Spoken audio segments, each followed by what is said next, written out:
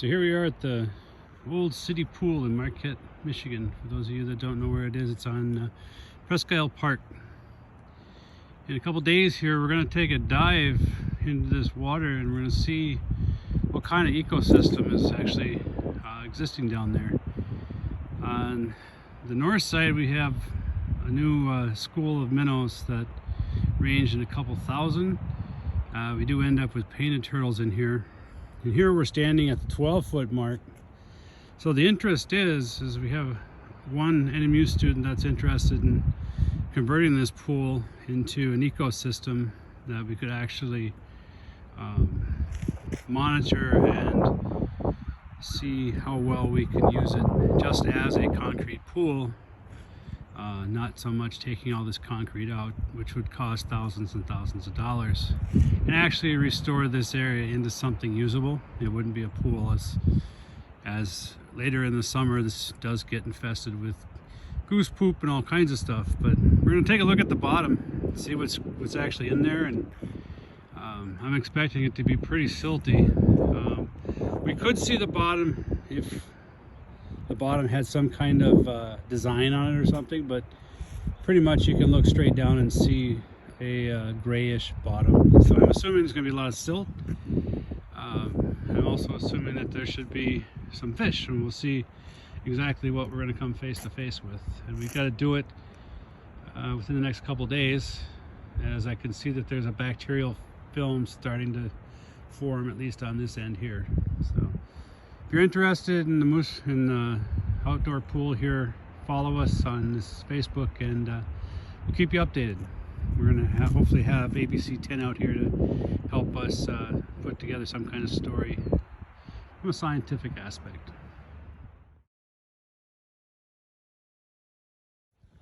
Here's another view of the city pool, and we're at about the 3-foot mark. A lot of what we see is leaves and there's some debris. I'm not seeing, there's a couple of things that baskets people have actually dropped in the water. They did grow last year. I don't know if we'll remove those or not. The one thing we do have to be concerned about is whether any plants that would be in a natural marsh would actually overtake this pond. So we're gonna have to watch the growth of this stuff. This area we usually end up seeing painted turtles swimming around. It's pretty cool. Right here I don't see any minnows or anything. We'll take a look down here. I know there's minnow spawns down here, and we should have tadpoles in there too. There's actually right here, I don't know if it's even gonna come up, but we got a minnow pod right directly in front of us there. Obviously I can't swim out there today. They're gone now. But here we are on probably about a 1-foot depth here. And if you see the water moving, what you can't probably see are the thousands of tadpoles that are getting ready to develop into probably peepers and toads, hopefully. Let's see if we can get up there and get a closer look. They're pretty skittish, and some of those are actually minnows. So let's take a look and see what we can find.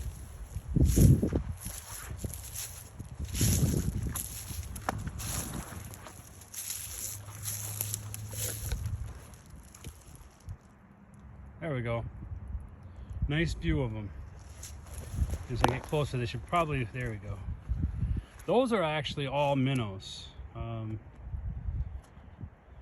So what will happen is we'll end up getting predatory birds in here that'll come and take those if they get bigger. I know there's bigger fish in here. It's just hard to tell exactly where they are. But there's another pod of them coming out there. Let's back this up a little bit. There we go. There. So it's pretty neat. So there is life in this pond. You know, the question is can you make it a viable ecosystem by leaving the concrete in there, or spending upwards of $100,000 to take the concrete out. So here we are at one of the interesting features of the old pool. And what this is a canal. Back this up a little bit. There we go. It's a canal. We'll follow it all the way to its source. And this was a source for the water back in the day to come from the lake, along with pumping and filtration somewhat. I'm not too familiar with that. But let's take a walk and see if we can't follow this to its conclusion. I notice there's quite a bit of brown algae started. So we do have some brown algae started. It's better than green or red for all intents and purposes. Given the nature of the trees around here, I would assume it's probably going to be not that harmful or toxic. Normally I would edit this part of the video out, but we'll go this far as we can. And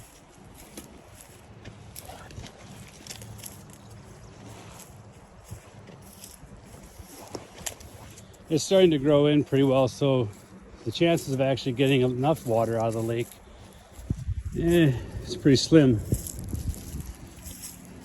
And then we'll go on the other side of the fence and we'll follow this just for a little bit of further information for the viewers. So this corner is where we left off. And it's a little bit marshy in there to go stomping through.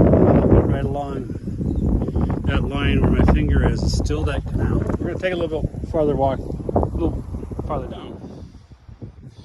We got some visitors. Try not to scare them off. But here we are, looking back toward the city pool. See you guys, and then we're going to take it all the way up to the lake. So here we are, where the water back in the day used to come from for the pool. I'll take a walk up here.